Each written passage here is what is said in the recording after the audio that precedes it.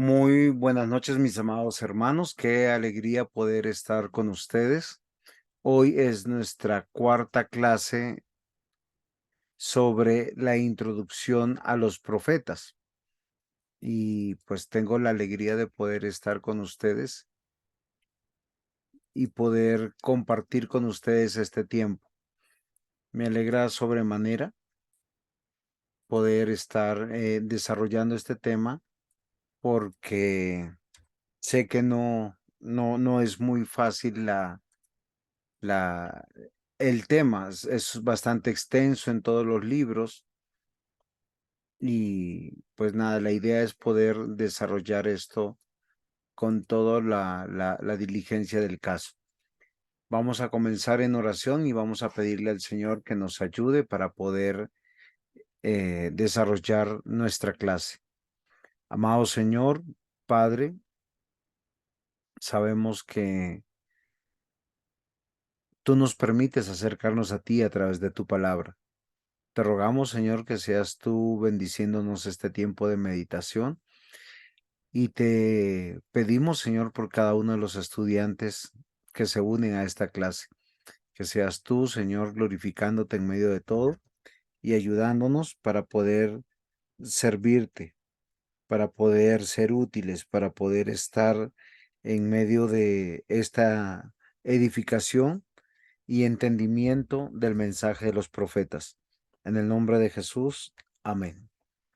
Muy bien, mis amados hermanos, entonces nosotros hemos estado en una estructura temática bastante interesante, donde nosotros encontramos en esto, en el desarrollo de este tema, algo muy importante. La estructura del curso nos ha querido explicar quiénes eran los profetas y en la primera clase nosotros hablamos y pusimos en claro que ellos eran los fiscales de Dios. ¿En qué sentido?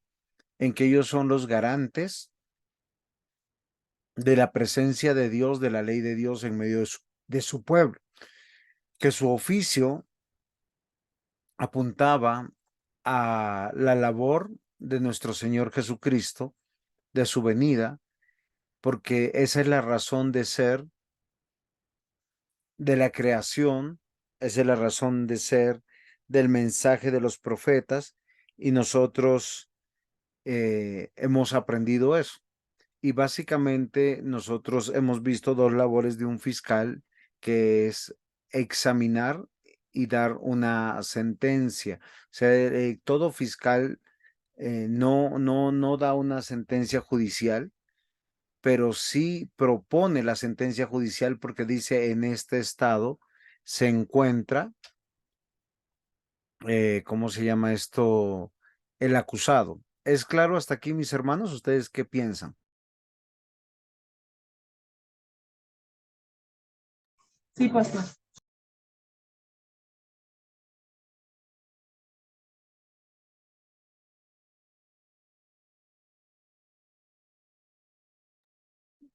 Ok, eso me alegra que sea claro. Muy bien, perdóname que estoy distraído, estoy viendo un mensaje de un estudiante que me dice que no puede estar, pero bueno, esperemos que el Señor en su infinita bondad le permita ver la clase grabada. Entonces, en el examen nosotros meditamos sobre algunos versículos bíblicos que los profetas indicaron en qué estado estaban. No sé si ustedes recuerdan un poquito cómo se encontraban ellos, o sea, cómo ellos encontraron al pueblo, recordando que ellos tuvieron un buen periodo de examinarlos.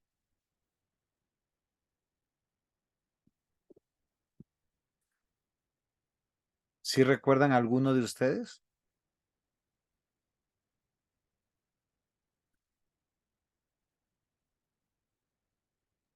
Perdón, pastor, ¿me repite lo que dijo?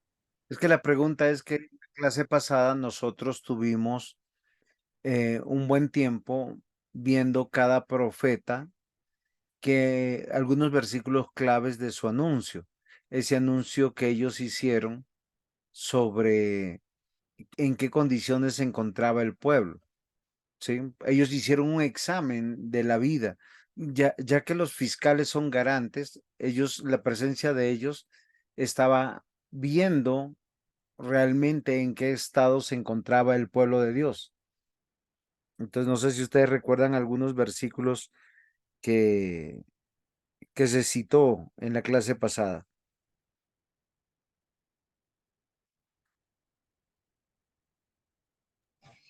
No, pues la verdad no recuerdo. Yo no recuerdo, no sé si algún hermano me quiere ayudar. Muy bien, ¿saben por qué yo pregunto esto? Porque casi siempre las personas citan a los profetas muy descontextualizadamente, o sea, sacan su mensaje fuera del contexto, de su realidad política, religiosa, de en qué momento estaban viviendo, y casi siempre cuando se usa el mensaje de los profetas, solo tiene que ver con la parte litúrgica, la parte de los cánticos, la parte de la adoración o la parte del moralismo. ¿Sí? Entonces, esto es muy peligroso porque no es de esa manera que Dios nos mandó a vivir, ya que Dios nos mandó a vivir de una manera integral. Entonces, los profetas hicieron en su labor dos cosas particularmente: anunciaron y denunciaron. Y es básicamente lo que nosotros tenemos que ver en medio de la sentencia. Entonces, los profetas del Antiguo Testamento fueron hombres inspirados por Dios que transmitieron su palabra al pueblo de Israel y a las naciones vecinas. Su mensaje tenía dos dimensiones principales, una denuncia y otra de anuncio. Ahora, cuando hablamos del pueblo de Israel, es el pueblo de Dios y todas las naciones vecinas. ¿Por qué razón? Porque hay un contexto de juicio. Entonces, hay algo que tenemos que recordar. El Antiguo Testamento son las sombras del reino de Dios. O sea, nosotros tenemos que considerar que Dios nos está contando la historia del Antiguo Testamento en cuatro grupos, como nosotros lo vimos en la clase pasada. No sé si ustedes recuerdan, en la clase pasada, nosotros hablamos de los cuatro grupos en que se dividen todos los libros del Antiguo Testamento. Vamos a ver si yo lo encuentro acá en esta diapositiva. Entonces nosotros hablamos del Pentateuco, que son los 5 primeros libros, los libros históricos, que son, ¿cuántos libros históricos hay? ¿Se acuerdan? Tampoco. Comienza con Josué. 12. Los libros históricos de la Biblia. ¿Primero Samuel? Primero. Muy bien, tenemos Josué, Jueces, Ruth, Primera y Segunda de Samuel, Primera y Segunda de Reyes, Primera y Segunda de Crónicas, Esdras, Nehemías y Esther. Entonces, esos son los libros históricos. Luego los sapienciales y luego los profetas. Porque yo quiero que a ustedes les quede claro, porque el mensaje de los profetas no fue en el aire. Si ustedes pueden considerar en esta diapositiva, el Pentateuco es la ley de Dios. Ahí encontramos el origen, de dónde viene o sea, de dónde viene la fe, cuál es el propósito, para dónde vamos, cuál es la promesa.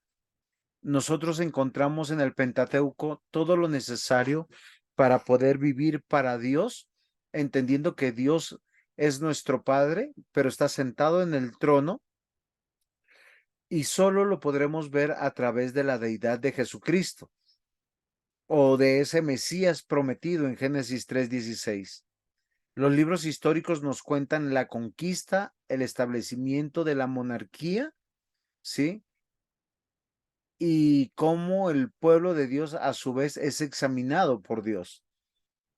Luego tenemos los libros sapienciales en la Biblia, que nos hablan de la sabiduría de Dios, o sea, nos explican el Pentateuco, ahondan, profundizan en lo que es misericordia, justicia, juicio, paternidad, maternidad, responsabilidades conyugales, el amor, la vida misma. ¿Sí? Nosotros tenemos que considerar eso. Y los profetas no van a hacer algo nuevo. Los profetas, ellos son los garantes de que el pueblo de Dios sepa en qué estado está. Todo profeta de Dios en la antigüedad, y digamos que hoy también tenemos profetas, no a la manera del Antiguo Testamento, pero sí a la manera de que expone la palabra de Dios para que veamos en qué estado nos encontramos. Si esto es claro para todos nosotros, tenemos que considerar algunas cosas, mis queridos hermanos. Tenemos que pedirle al Señor que nos ayude, porque tenemos que, a la luz de estos libros, evaluarnos también cómo nos encontramos nosotros. Es así que nosotros, ahora sí paso a la siguiente diapositiva, tenemos que evaluar y yo quiero recordar y que se le quede en sus corazones. Recordar las palabras del Señor Jesús. Dice, el reino de los cielos se ha acercado. El reino de Dios es como. Decir que la iglesia comienza en Hechos 2 es un error. ¿Por qué razón? Porque la iglesia es el pueblo de Dios y el pueblo de Dios es el reino de Dios. Y el reino de Dios, el pueblo de Dios o la iglesia está conformado por ¿quiénes?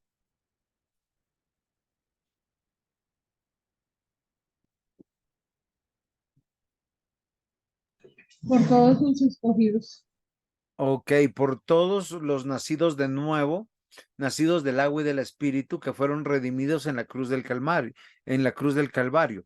Entonces, si nosotros definimos qué es el reino de Dios, es el dominio gobierno de Dios sobre su pueblo y sobre toda la creación. ¿Qué implica su soberanía, su voluntad y su fidelidad? O sea, Dios reina, Dios gobierna, Dios tiene un solo plan, no ha cambiado su plan. Muchos dicen que ahora en Cristo estamos en la época de la gracia y la ley ha sido abolida. Pero eso contradice fuertemente lo que el Señor Jesús dijo, que Él no ha venido a abrogar la ley, sino a cumplirla. Por tanto, toda persona en Cristo es llevado por el Espíritu Santo a amar y deleitarse en la ley de Dios y vivir para Dios. Porque la ley de Dios es cómo debemos vivir en todas las áreas de nuestra vida. Entonces, el reino de Dios es el dominio, gobierno de Dios sobre su pueblo y sobre toda la creación. Implica su soberanía, su voluntad, su fidelidad. Ahora, quien reina es Dios. Él es el Señor, el único Dios verdadero, que se revela a través de su nombre Yahvé en el Antiguo Testamento, el Creador, el Redentor, el juez de su pueblo. Posteriormente, recuerden que estamos solamente en el Antiguo Testamento. En el Nuevo Testamento, por eso no está en mi diapositiva, vamos a hablar ya claramente que Él se va a revelar como ese rey sentado en el trono a través de la persona de Jesucristo o el Mesías prometido o el Cristo. Recuerden que Mesías y Cristo son palabras sinónimas. ¿Sí saben eso? Las dos traducen el ungido, solo que una está en hebreo y la otra está en griego. Bueno, entonces, el reino de Dios se hace visible en la tierra. No es en Marte, no es en Neptuno, no es en Saturno, no es en Plutón, no es en otro universo. Ahora, yo no estoy diciendo que Dios solo gobierna la tierra. Dios gobierna todo el universo. Lo que estoy diciendo es que el reino de Dios se revela y es la tierra que Dios prometió a Abraham, a sus descendientes, especialmente la tierra de Canaán. También es el cielo donde está el trono de Dios. El pueblo de Dios son los descendientes de Abraham, Isaac y Jacob, que forman la nación de Israel, que son el pueblo elegido por Dios para ser testigo y bendición entre las naciones. Ahora, no debemos olvidar que antes de Abraham hay un linaje que la Biblia misma argumenta hasta Adán. ¿Por qué razón? Porque para efectos pragmáticos, nosotros debemos comprender que cuando el pacto de Dios se hace público, la persona de Abraham es el padre de la fe. Por tanto, de ahí en adelante, sus descendientes son considerados como una nación. A Abraham se le prometió una nación, pero esta nación iba a ser o va a ser gobernada, es gobernada y será gobernada a través de los mandamientos que Dios le dio a Moisés en el monte Sinaí, para que tenga una relación, para que el pueblo sepa cómo agradar a Dios, cómo vivir bajo su voluntad y cómo vivir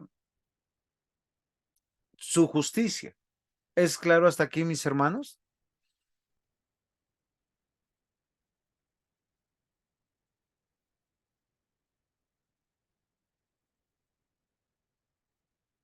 Espero que sí. Bastante. Muy bien, Natica. Gracias por estar pendiente. Ahora miren en el cuadro que nosotros tenemos. He tratado de hacer un cuadro más, no con tantas letras, sino como para nosotros poder ubicarnos de lo que yo quiero que nosotros comprendamos. Cuando pensamos en el reino de Dios, donde están los profetas como fiscales, donde están los profetas como veedores, como garantes de si el pueblo está viviendo para Dios, tenemos que tener una perspectiva correcta. El reino de Dios, por eso en la gráfica yo tengo una figurita en la parte de arriba que es una ilustración del reino de Dios y abajo la tierra, ¿sí? Donde ha sido revelada la ley de Dios al pueblo de Dios. O sea, pero nosotros entendemos que esa ley de Dios es perfecta, es eterna y gobierna todas las criaturas que nosotros conocemos y aún las que no conocemos. Este reino de Dios es revelado en un territorio específico que se llama la tierra. Hay un rey visible específico que está siendo prometido, que gobernará a su pueblo, ¿sí? O sea, esto no es una metáfora.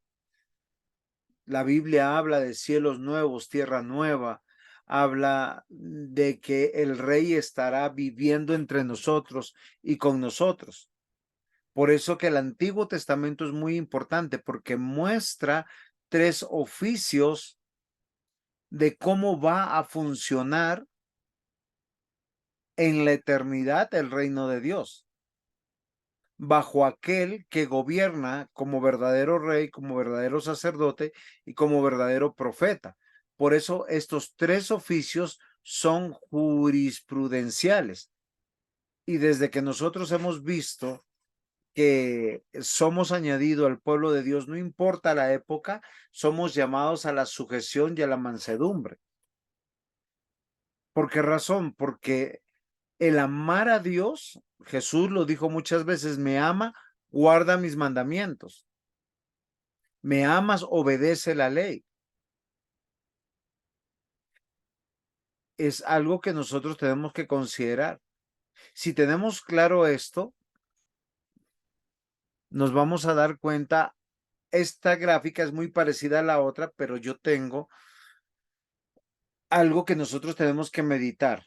En cualquier época donde nos vamos a parar, y aquí como se dan cuenta ya no pueden tomar mucho apuntes porque las letras están más pequeñitas, la mitad de la gráfica es nueva y la otra mitad no, pero algo que tenemos que considerar y nosotros lo encontramos hacia este lado. Entonces, miren, estos reyes, estos sacerdotes, estos profetas del Antiguo Testamento, tenían en sí mismos, en sus oficios, algo muy importante. El rey es un oficio que indica gobierno. No gobernaba o el hombre. Los reyes tenían que gobernar con la ley de Dios llevando al pueblo no solamente a la adoración y ordenándolo para una vida íntegra. Ellos tenían que amar la ley de Dios. Ellos tenían que legislar para que el pueblo sea diferente a las demás naciones. Ellos tenían que legislar para que el pueblo no se contaminara con otras naciones. Eso es algo muy importante. Los sacerdotes eran exclusivos del templo y de la parte litúrgica y nunca se les pidió innovar ni en nada. Todo el Señor se lo dejó escrito y prescrito para que nosotros pudiéramos adorarle a Él. Y los profetas eran los garantes en todas las épocas y debemos recordar que desde el comienzo han habido siempre profetas que anunciaron la voluntad de Dios y que pusieron en jaque a los seres humanos que estaban sobre la tierra. Es algo muy importante. El oficio sacerdotal indicaba la adoración, pero una adoración sacramental, sagrada, extremadamente solemne, rigurosa. Y el profeta es ese garante que nosotros teníamos en medio de todas las cosas. Entonces, miren, mis amados hermanos, lo importante de lo que nosotros estamos estudiando. Porque cuando nosotros tomamos las palabras de los profetas, tenemos que entender que ellos anunciaron y denunciaron según la voluntad de Dios, como tengo en este cartelito acá arriba sobre mi cabeza, para que ustedes tomen apunte. No son palabras sueltas, no son palabras que tienen que ver con el futuro, o sea, con el futuro de la vida. No eran adivinos, eran hombres de Dios que examinaban al pueblo de Dios, les avisaban de las consecuencias que les iba a pasar, pero con relación a sus actos y a su conducta. ¿Preguntas hasta aquí?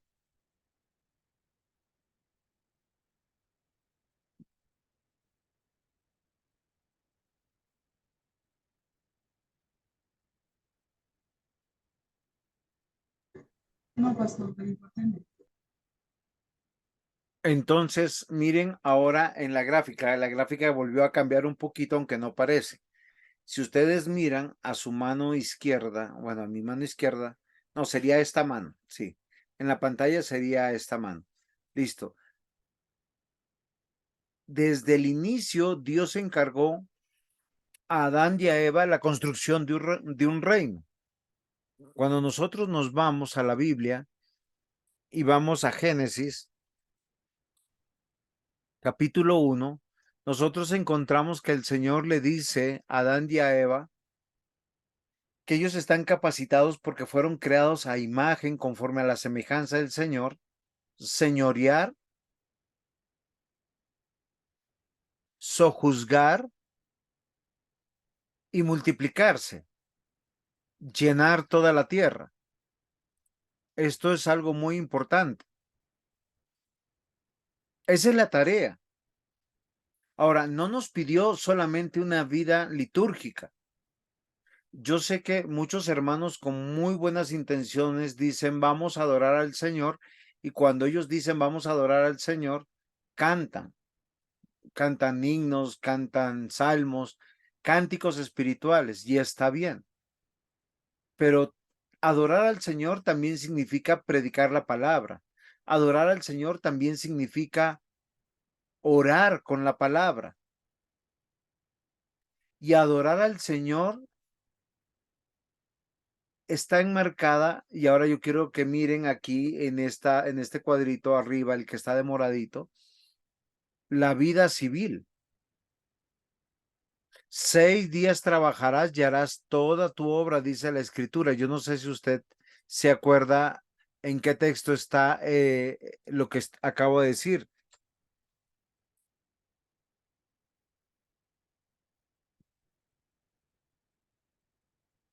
Está en Éxodo 20, versículo 9. 6 días trabajarás y harás toda tu obra, mas el séptimo día es de reposo para Jehová tu Dios. Esto es muy importante que nosotros lo entendamos, porque Dios no demanda de nosotros solo una vida litúrgica. La vida litúrgica es parte de la vida del cristiano, igual que la vida moral, igual que una vida excluyente. Cuando yo digo excluyente es que nos tenemos que apartar de los no cristianos. ¿Por qué razón?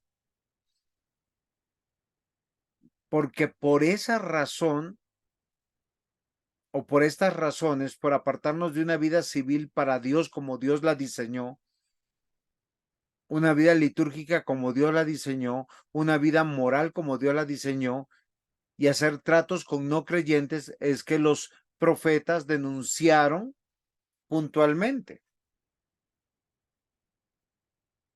Es que la adoración de Dios es en todas las cosas que hacemos o dejamos de hacer.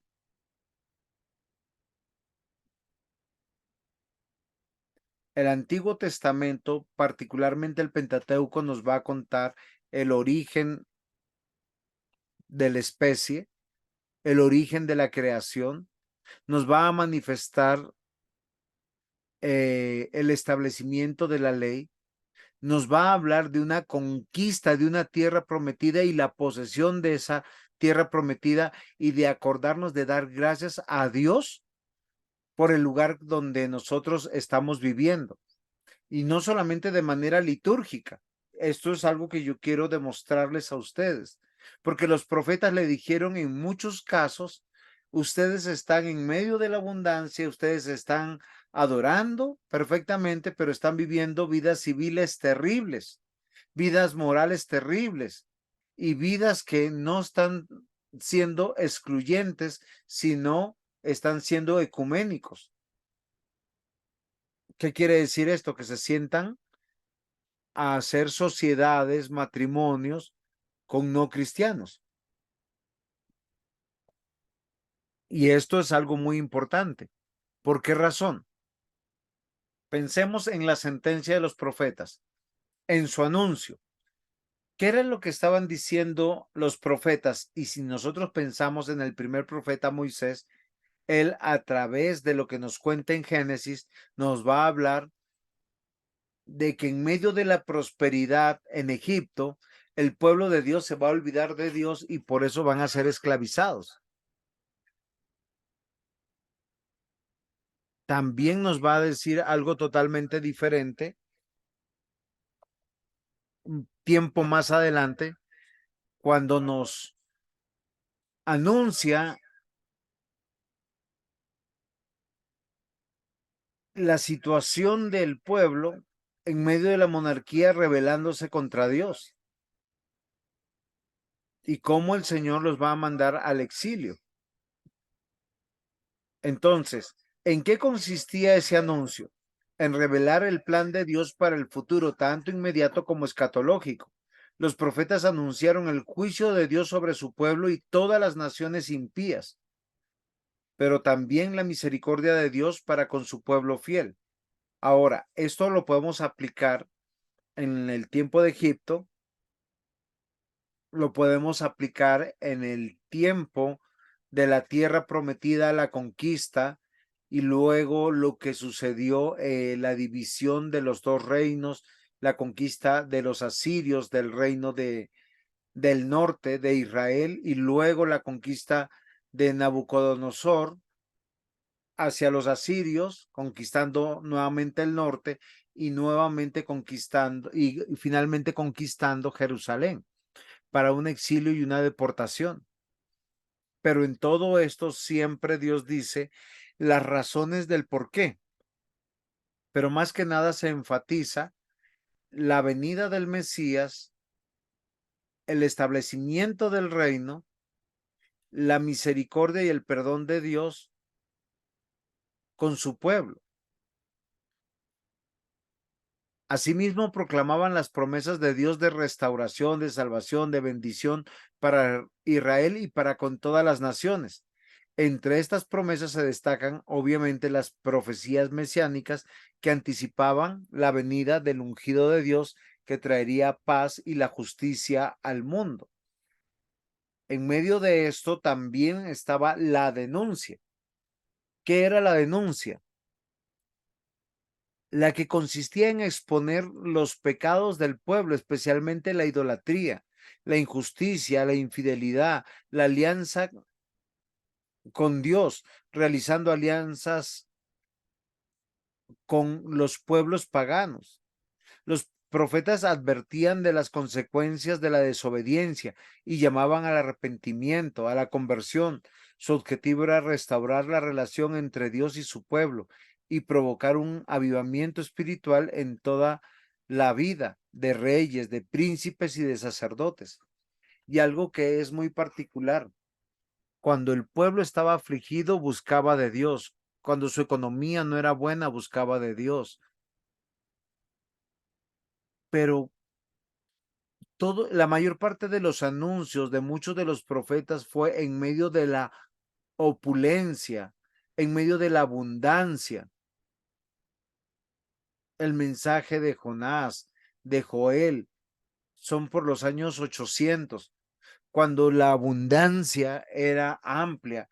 Ellos se habían especializado en medio de la abundancia a hacer cultos excepcionales, estar pendiente de sus diezmos, de sus ofrendas. El templo estaba floreciente, las ciudades estaban florecientes. Pero ¿qué era lo que pasaba con ellos? No eran buenos empleadores, no eran buenos trabajadores, no eran buenos esposos, no eran buenos hijos.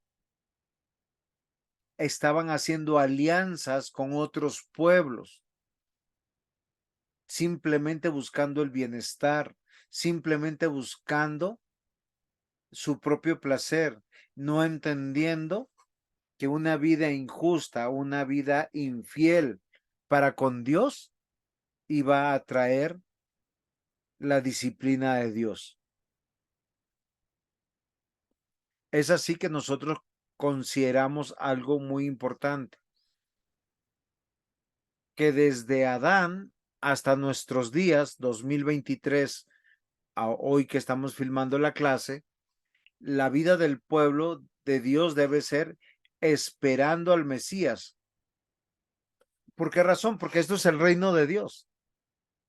Los garantes o los profetas siempre nos dicen cómo estás viviendo dentro de ese reino. Miren, acá la imagen pareciera que es la misma a la anterior, pero ha cambiado un poquito. En la parte de arriba, cuando dice la vida del pueblo de Dios esperando al Mesías, es en medio de la vida civil, de la vida litúrgica, de la vida moral y una vida sin tratos con los no creyentes. Pero este pueblo que en su liturgia decía, estamos esperando al Mesías, ¿qué hicieron? Las leyes de Dios, como miran en el centro de la diapositiva, las leyes de Dios la abandonaron. En medio de que Dios los bendecía de abundancia y de paz. Y el pueblo de Dios se desvió a la idolatría. Y cuando ellos fueron exiliados, nuevamente nuestro Dios los preservó, a muchos de ellos los prosperó y muchos de ellos, en vez de ser justos, en vez de ser agentes morales y apartarse para Dios, todo lo contrario, se dejaron permear del mundo. La denuncia de los pecados y la sentencia fue que los profetas, como ustedes ven en la parte de acá arriba, de ser sacados de la tierra prometida. Ahora, aquí debemos pensar algunas cosas. Si nosotros vemos en el Antiguo Testamento, en todos los libros, desde Génesis hasta Malaquías, hay un hilo conductor. Es el establecimiento del reino de Dios. Hay una revelación progresiva del Mesías. O sea, cada vez a partir que va pasando el tiempo, tenemos mayores datos, mayores lugares, mayores indicios del cómo será, cuál será su oficio, qué hará. Pero en toda esta historia hay algo que es muy particular. En la misma vida del pueblo de Dios se está anunciando y profetizando el propósito del reino escatológico de Dios. O sea, a lo que me refiero es el reino sempiterno, eterno de Dios por la eternidad. Y no habla de un culto permanente, sino de una vida permanente para Dios. ¿Hay alguna pregunta hasta aquí?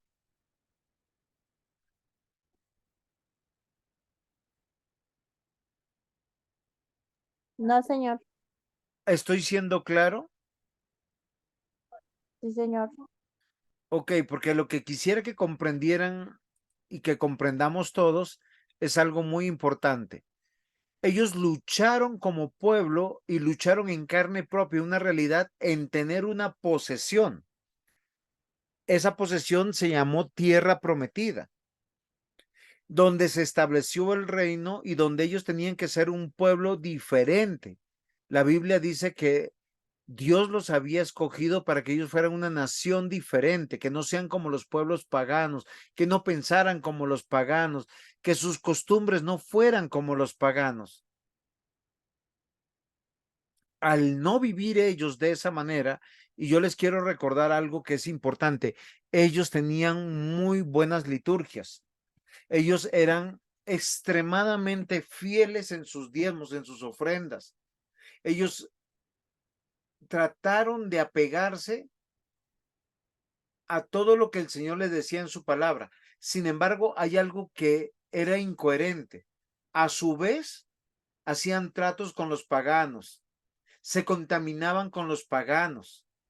A su vez, en muchos casos, se casaron y permitieron que sus hijos tuvieran matrimonios mixtos. Ellos hicieron tratos con familiares que terminaron siendo enemigos del pueblo de Dios. Y eso es lo que los profetas juzgaron y evidenciaron. ¿Por qué razón? Porque el pueblo de Dios pensaba que estaba bien con Dios porque su vida litúrgica la hacía bien, porque ellos tenían abundancia y porque ellos tenían paz.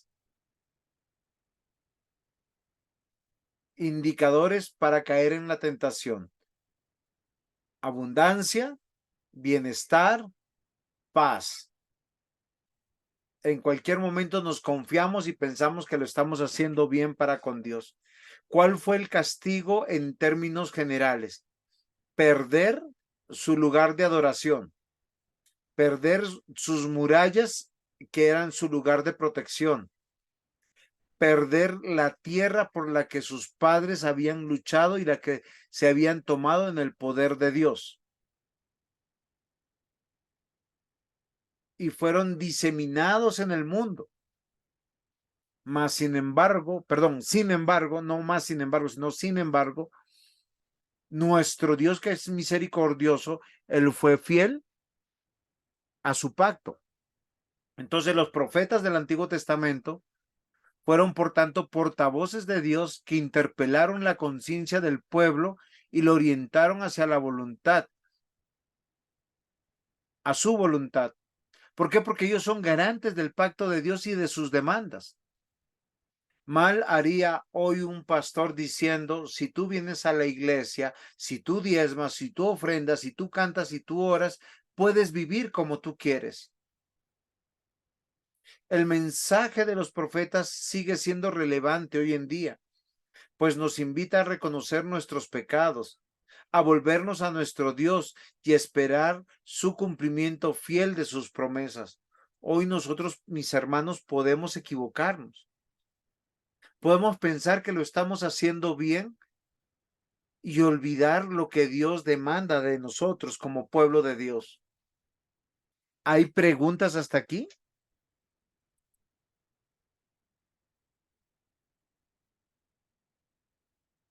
No, señor. Muy bien.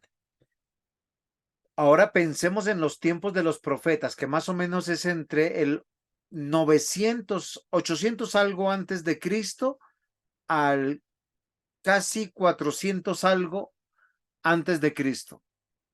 Son los profetas que nosotros tenemos desde Joel, Jonás, hasta Malaquías, Zacarías, Ageo. Ya el pueblo de Dios se había establecido en un lugar, ya tenía gobernantes, tenían sacerdotes, y ellos fueron expulsados, humillados.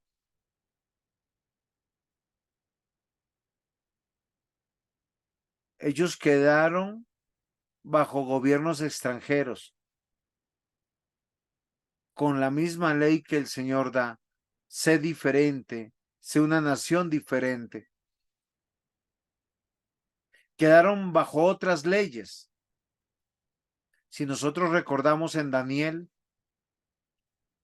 Daniel y los amigos de Daniel fueron invitados a contaminarse con las costumbres de otro pueblo.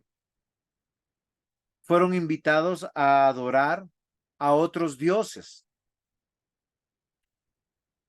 Nosotros tenemos que pedir al Señor que nos ayude, porque nosotros tenemos que considerar algo que es importante, mis amados hermanos. Es lo que el Señor nos está diciendo a través de esta clase y de estas lecciones y de este estudio que nosotros hoy tenemos. Porque los tiempos, aunque son diferentes, el corazón del hombre no ha cambiado. ¿Es claro hasta aquí?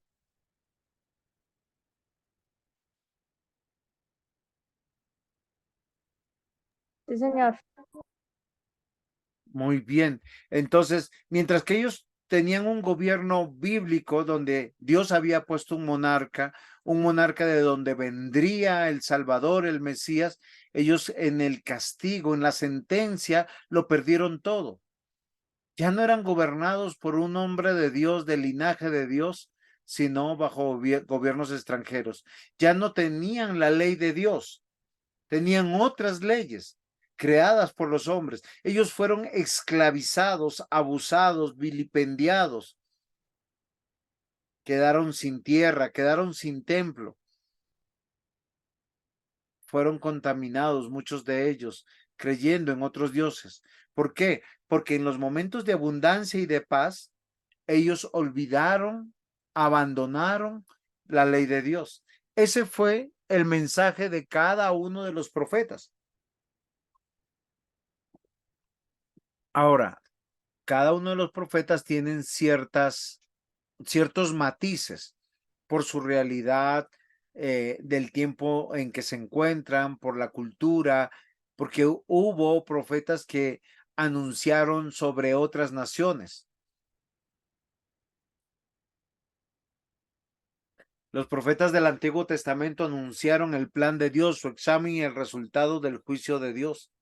Todos los profetas anunciaron restauración a los 70 años de la disciplina de Dios y que Dios los iba a hacer volver a la tierra prometida, a la verdadera adoración. Y un pueblo que ya conocía de la ley de Dios, que conocía de la adoración al único y verdadero Dios, extrañaba, porque nuestro Dios es misericordioso, bondadoso, lleno de gracia. Él no ha cambiado.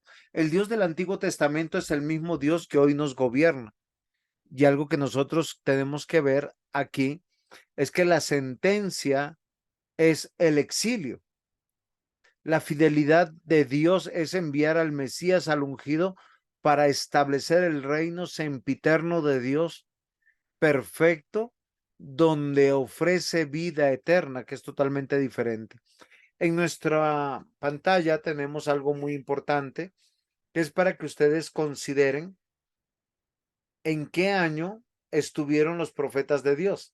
Cerca del 900 antes de Cristo estuvieron Elías y Eliseo en tiempo de los reyes. Cuando el pueblo de Dios, en medio de la abundancia, de la opulencia, levantaron estatuas a Baal. Ahora, yo quiero que comprendamos algo. Cuando en el Antiguo Testamento uno se rendía a un Dios, toda la vida del hogar, toda la vida diaria estaba en función de ese Dios. Por eso es tan aborrecible para Dios contaminarnos con otras culturas, con otras costumbres. Y es algo que tenemos que pensar. Entre los años 800 al 745 aproximadamente, cuando comienza el ministerio de Isaías, tenemos que comprender algo, mis hermanos. Este es el tiempo del preexilio. ¿Por qué razón? Porque mis amados hermanos, en este tiempo predicaron Joel, Jonás, Amós, Oseas, Isaías, Miqueas, Sofonías, Nahum y Jeremías. En diferentes partes. Ahora, si nos damos cuenta, estos profetas no son de la realeza. Muchos de ellos no fueron ni siquiera sacerdotes. Algunos de ellos venían de la tribu de Leví, pero la gran mayoría eran desconocidos. Dios levantó hombres que les decía cómo estaba el pueblo, porque se convirtieron en orgullosos, prepotentes, adoradores de las cosas materiales, abusivos, injustos. Luego, cuando ya viene la conquista, en medio del exilio, Dios va a levantar otros profetas en medio del cautiverio, como Daniel, Ezequiel. Estos profetas les hablaron al pueblo porque el pueblo fue esclavizado, mas no eliminado. Y Dios los prosperaba en tierras extrañas. Y ellos nuevamente cayeron en los mismos pecados. Se llenaron de codicia, se llenaron de injusticia, se llenaron de mentiras y sobre todo adoraron a otros dioses. En medio del regreso del cautiverio, que está más o menos entre el 536 antes de Cristo al 520, Dios va a levantar a Ageo y a Zacarías para hacerles recordar al pueblo de Dios nuevamente, que estaba tan preocupado. Ellos vuelven a la tierra prometida y los que se preocupan es de sus casas, de sus proyectos, de todas las cosas personales, abandonando lo importante, la reconstrucción formal del templo, volver a la ley de Dios y a la verdadera adoración. En Malaquías la acusación es mucho más grave porque se habían permeado los profetas, perdón, los sacerdotes y los levitas con prácticas malas. ¿Por qué razón? Porque el pueblo de Dios, al preocuparse de su bienestar, de su prosperidad, de trabajar mucho, se olvidaron de Dios. Y al olvidarse de Dios, ponían por encima sus trabajos, sus economías, su placer, su bienestar. Entonces los sacerdotes y los levitas salieron a trabajar, y cuando ellos salieron a trabajar, tuvieron las tentaciones y cayeron en estas tentaciones al despreciar a la mujer de su juventud, conocer otras mujeres, tener matrimonios ilícitos, divorciarse por cualquier cosa, abandonar el templo, amasar fortunas. Y recordemos que en un sentido, cuando los profetas hablan también del exilio, estamos hablando también de manera escatológica, profética, de la condenación y del infierno. Desde la época de Adán, nuestro Padre Celestial prometió por medio de los profetas enviar a su Hijo para ser el Salvador. Muchos profetas anunciaron claramente la venida de Jesucristo. Jesucristo el Rey, el verdadero sacerdote, el profeta que juzgará realmente a todos los creyentes y salvará a su pueblo.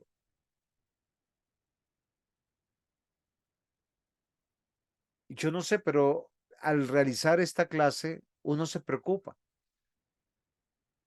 Porque a veces nosotros pensamos que si yo cumplo las partes litúrgicas de la vida, yo estoy bien con Dios.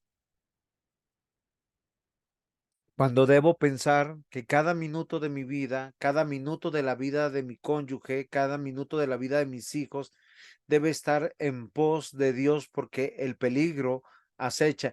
Y el peligro que acecha, mis amados hermanos, es caer en la tentación de olvidarnos de que estamos viviendo para Dios, bajo el reino de Dios, bajo el trono de Dios. Y los profetas lo advirtieron una y otra vez. Los profetas anunciaron la venida del Mesías y su relación con la justicia. Y esto es algo muy interesante, porque como les decía en la clase pasada, nosotros hablamos de justicia como tú me la hiciste, ahora tú me la pagas. Yo tengo mi padre que me defienda. Como yo soy menos fuerte, como yo soy el agredido, como yo soy el ofendido, como yo soy el pobre, como yo soy... Y de eso no se trata. La justicia no es en favor de unas minorías o mayorías, y sí en favor de la gloria de Dios. Por eso el llamado es fidelidad a la ley de Dios, a aquellos que están viviendo dentro del reino de Dios. Los profetas dijeron, oigan, ¿ustedes están siendo fieles a Dios? ¿Se examinan con la ley de Dios? Y esto es muy importante, porque Dios sí es fiel.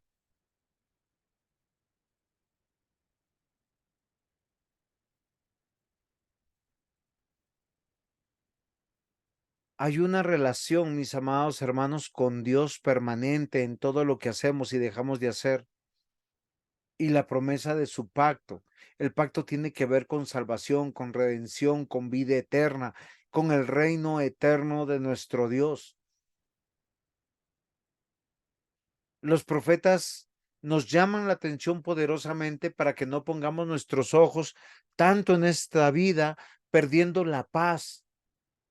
¿Cuántos creyentes hoy, así como en ese tiempo, perdieron la paz por buscar simplemente el bienestar y la prosperidad en vez de honrar a Dios en todas las áreas de su vida? De hecho, el Señor Jesús por eso dijo, buscad primeramente el reino de Dios y su justicia, y las demás cosas serán añadidas.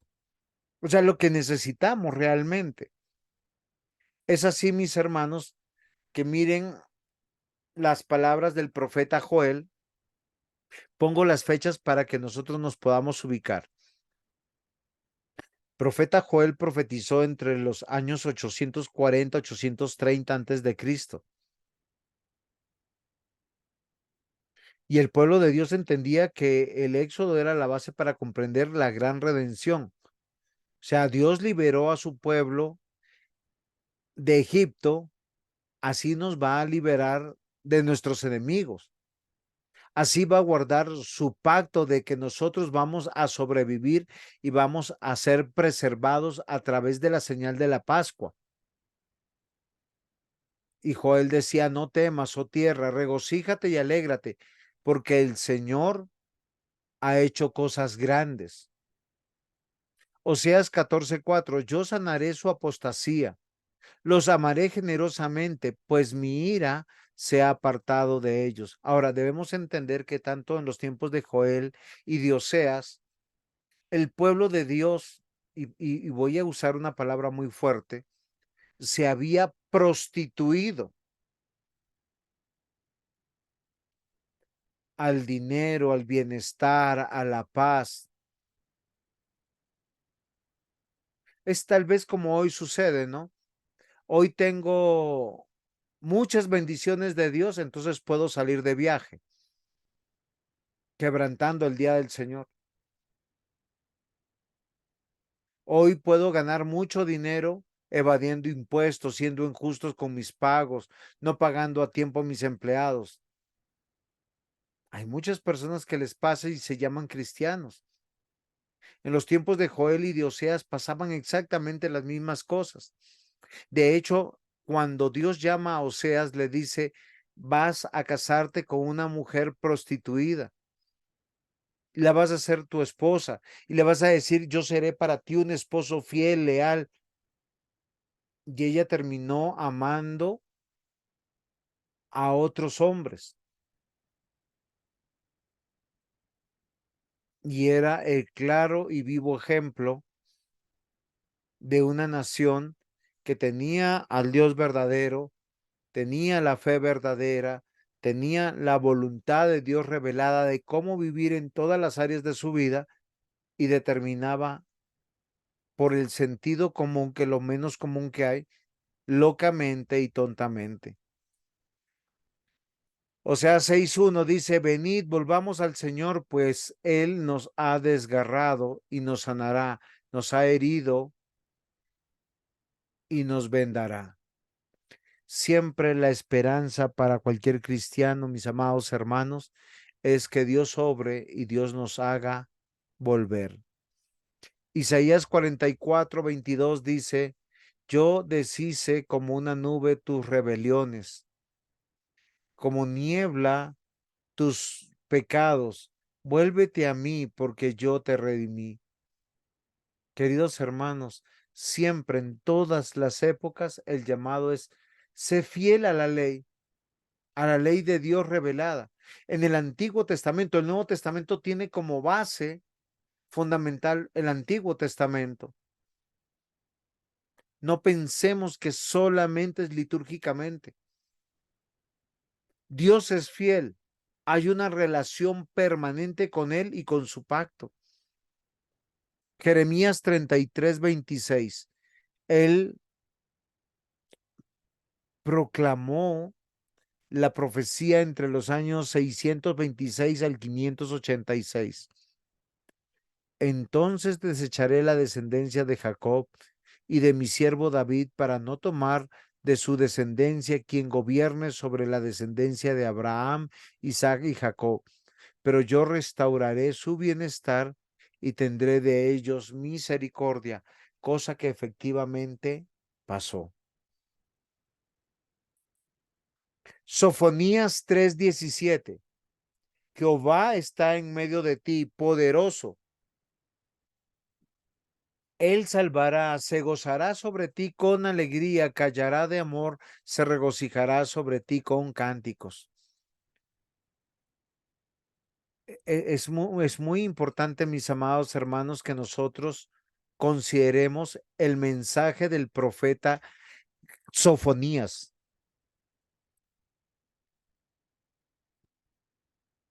Porque en la época que él lo hace,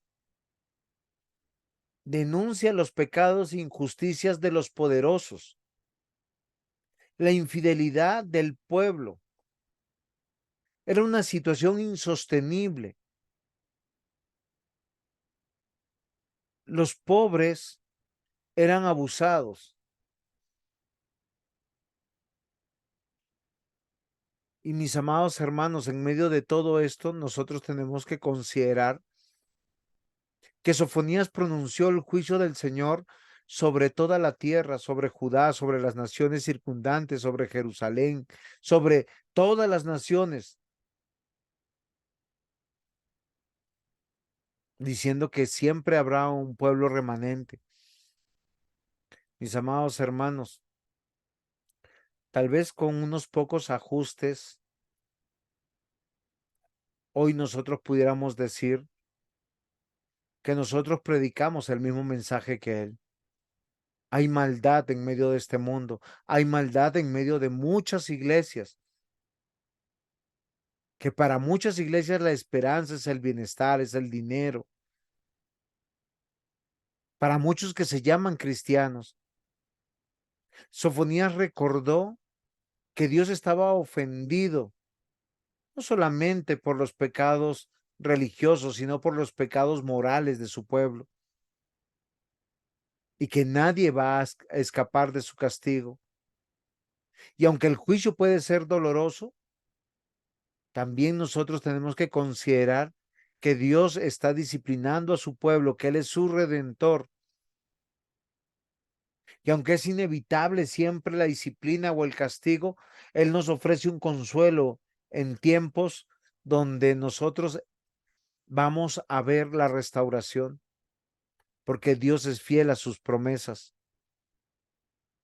Ezequiel 33:11. Él proclamó su mensaje entre el 592 y 580, ya cuando el pueblo estaba disciplinado, estaba en el exilio, y dice: diles, vivo yo, declara el Señor, que no me complazco en la muerte del impío, sino que el impío se aparte de su camino y viva. Volveos, volveos de vuestros malos caminos, porque habéis de morir, oh casa de Israel. Ellos estaban en el exilio y permanentemente Dios los bendecía, los guardaba, los prosperaba, y ellos lo olvidaban. Jeremías 3:22, también dentro del exilio, 626, 586. Volved, hijos infieles, yo sanaré vuestra infidelidad. Aquí estamos, venimos a ti, porque tú, el Señor, eres nuestro Dios. Cada uno de los profetas, queridos hermanos, siempre han recordado que debemos volver a la ley y ser fieles a la ley de Dios, a los mandatos de Dios, porque ellos abordan en todas las áreas de nuestra vida cómo comportarnos. Obviamente que tenemos que contextualizar los tiempos. Les pongo un ejemplo. El Señor decía que a un leproso había que sacarlo del pueblo.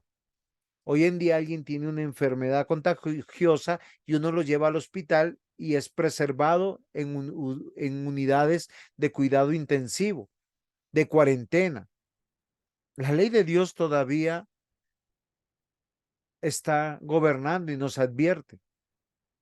Hay leyes que para muchos dicen que ya están en desuso, como no comer ciertos alimentos.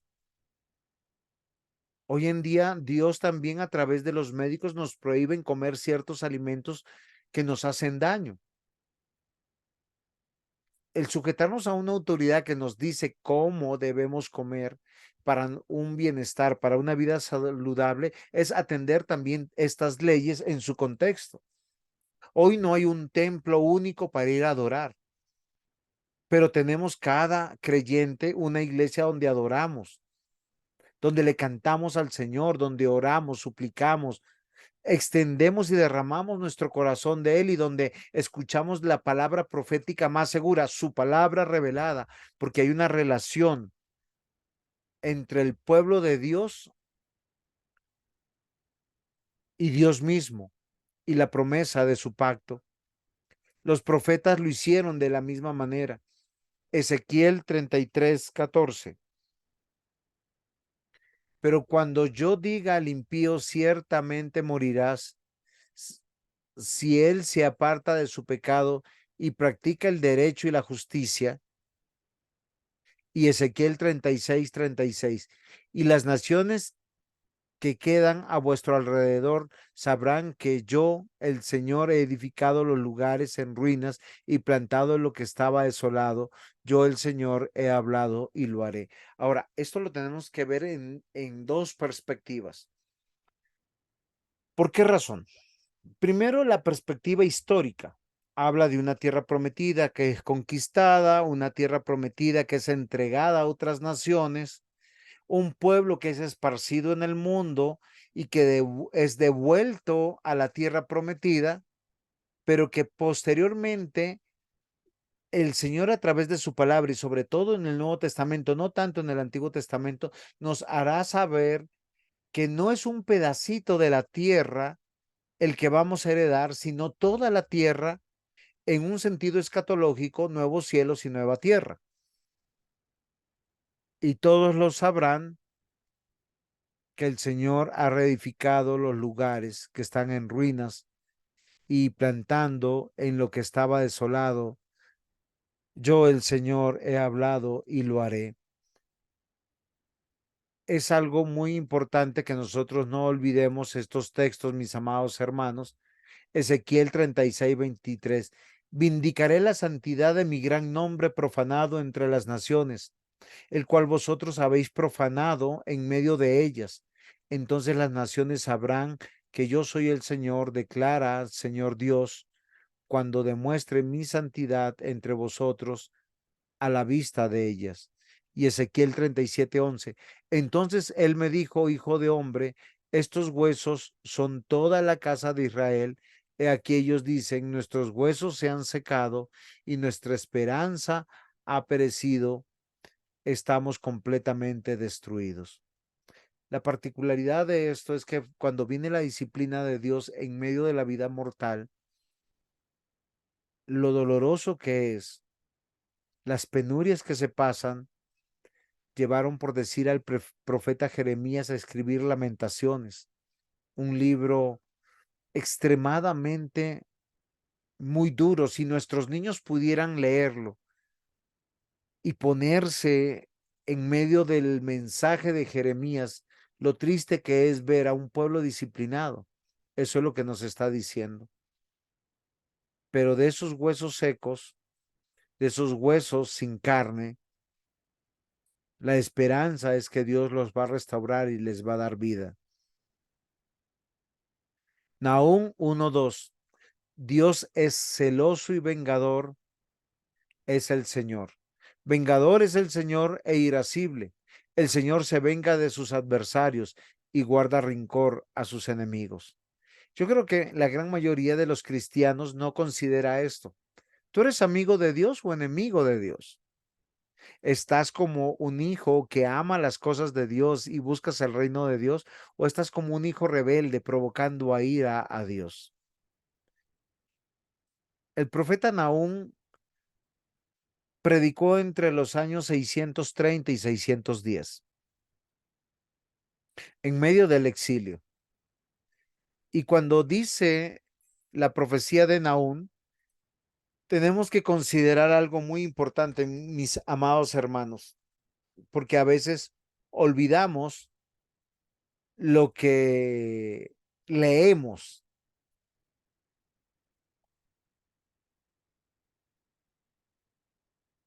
Podemos pensar que es una advertencia, un llamado al arrepentimiento.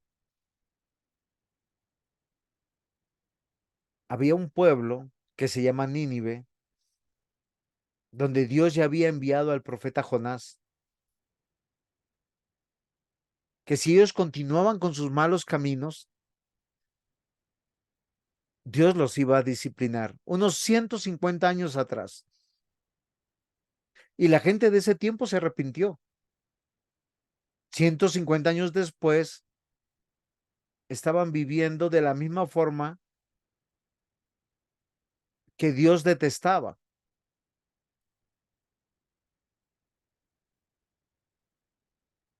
Y Dios permitió que los asirios, en hechos terribles, brutales, los conquistaran.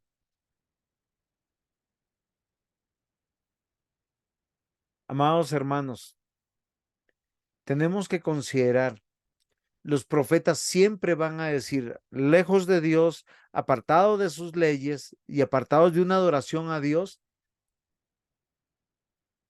nos convertimos en enemigos de Dios y Dios es vengador. Ahora, cuando la palabra vengador es alguien que devuelve la vindicación o el honor a su justo lugar. Me explico. Dios debe ser reconocido como Dios, adorado como Dios. Así como hoy hay algunos que dicen Dios no existe, yo no creo, no me interesa, no me gustan las cosas de Dios, se convierten en enemigos de Dios. Y Nahum les avisó y les dijo, Dios es vengador, es irascible y se venga de sus adversarios y guarda rencor a sus enemigos. Isaías 35:4, decid a los de corazón tímido, esforzaos, no temáis, he aquí vuestro Dios viene con venganza, la retribución vendrá de Dios mismo, mas Él os salvará. Jeremías 51-56, porque viene contra ella, contra Babilonia, el destructor, sus valientes serán apresados, quebrados están sus arcos, porque Dios de retribuciones es el Señor, ciertamente dará la paga. Ahora es muy interesante, tanto Isaías y Jeremías advierte que a las naciones que Dios les había dado la autoridad de hacer disciplina a su pueblo, ellos se abusaron. Es como cuando hoy Dios te da hijos para que tú los eduques y no los educas para Dios, sino abusas de tu autoridad, los maltratas. Y uno dirá, ¿y quién me castiga si yo soy el papá? No, es Dios el que nos disciplina y nos castiga. Igual pasó con estas naciones. Amós 2:15, el que empuñe el arco no resistirá, el ligero de pies no escapará, ni el que monta a caballo salvará su vida. Abdías 1:15, porque se acerca el día del Señor sobre todas las naciones, como tú has hecho, te será hecho, tus acciones recaerán sobre tu cabeza. Y es interesante, tanto a Amós y Abdías mantienen lo mismo. El juicio de Dios no solamente es para el pueblo de Dios, Dios está a través de sus profetas examinando la vida de todos los actores en el mundo del reino de Dios. Porque Dios reina sobre todos los reinos, sobre todos los reyes, sobre todas las naciones, en todos los tiempos.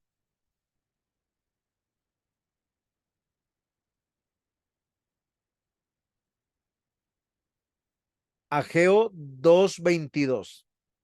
Y volcaré el trono de los reinos y destruiré el poder de los reinos de las naciones, y volcaré el carro y a los que montan en él, y caerán los caballos y sus jinetes, cada uno por la espada de su hermano. Ahora, mis queridos hermanos, cuando nosotros vemos Ageo, Ageo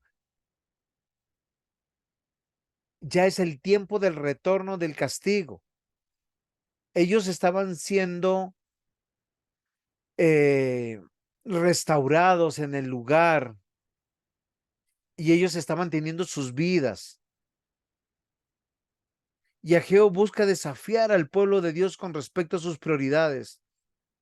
Él los llamó a reverenciar y glorificar a Dios, no solamente construyendo el templo de Dios.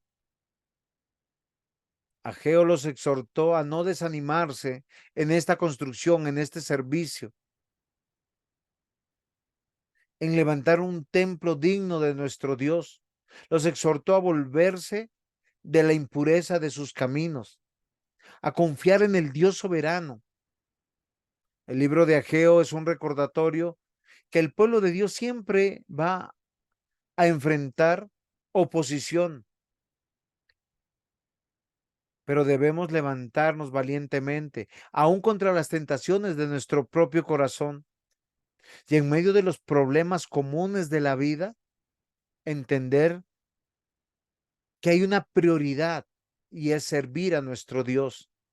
Hay una prioridad, rechazar el desánimo, la actitud derrotista, y debemos confesar nuestras faltas y vivir vidas santas delante de Dios. Zacarías 10:15. Serán como valientes que en la batalla huellan al enemigo en el barro de las calles, pelearán porque el Señor estará con ellos y serán avergonzados los que montan a caballo.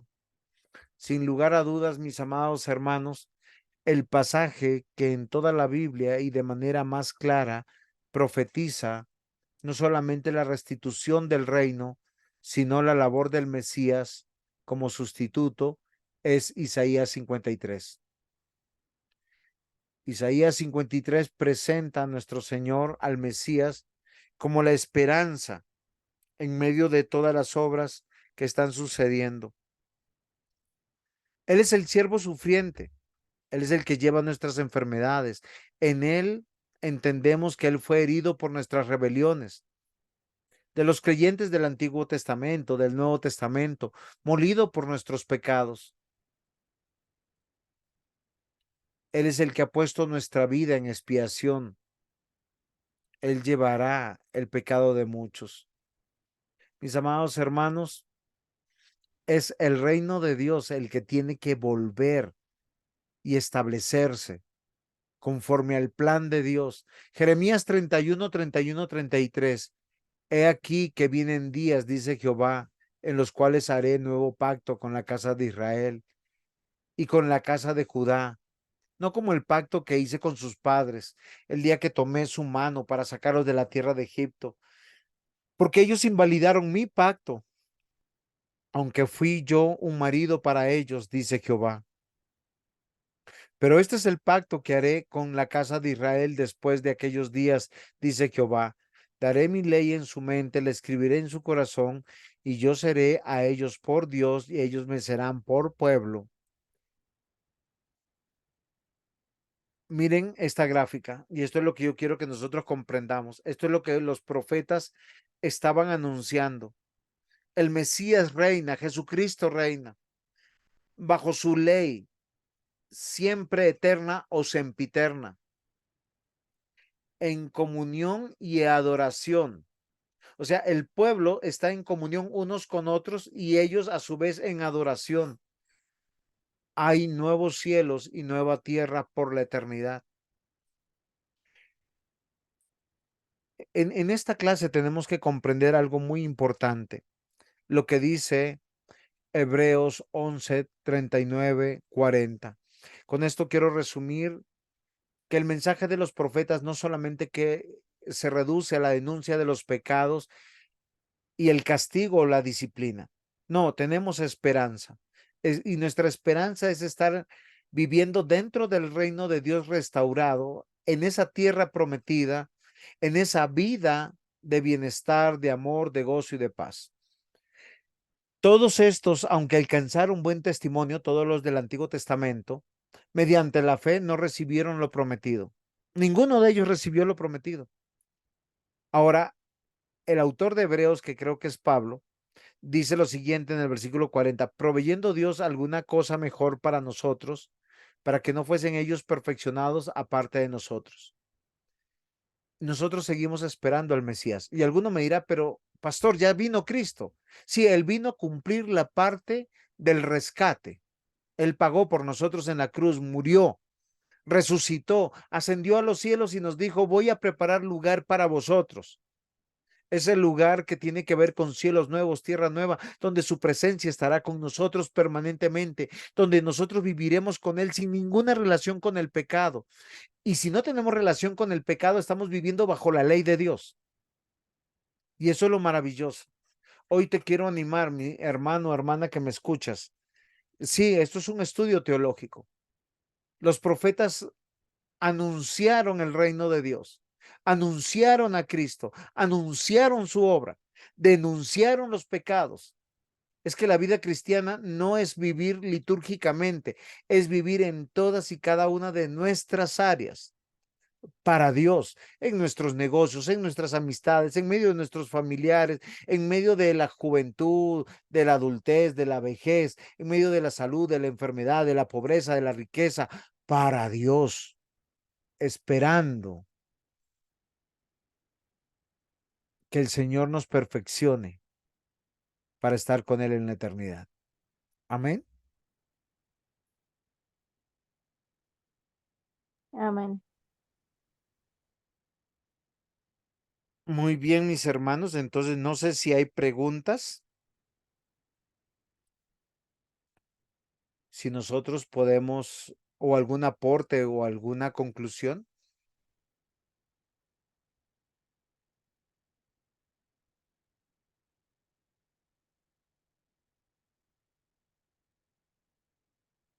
No, señor.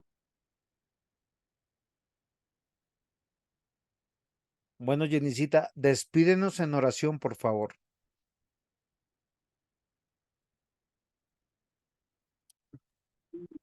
Señor, Dios Padre Todopoderoso, gracias Señor, te damos por este día, por la clase que hemos tenido. Gracias Señor por la vida del pastor, porque Señor, Él dedica tiempo para enseñarnos también de tu palabra. Permítenos, Señor, que lo que aprendemos, Señor, se quede en nuestro corazón, que podamos meditarlo, Señor, llevarlo a cabo, tenerte a ti como nuestro único Salvador y, Señor, trabajar para tu reino, Señor, y no para este mundo. Te lo pedimos, Señor, en el nombre del Señor Jesucristo, tu Hijo. Amén. Amén. Mis hermanos, que tengan una buena noche. Nuestra próxima clase tiene que ver con Cristo en el Antiguo Testamento. Espero que se animen para seguir en clase. Bendiciones.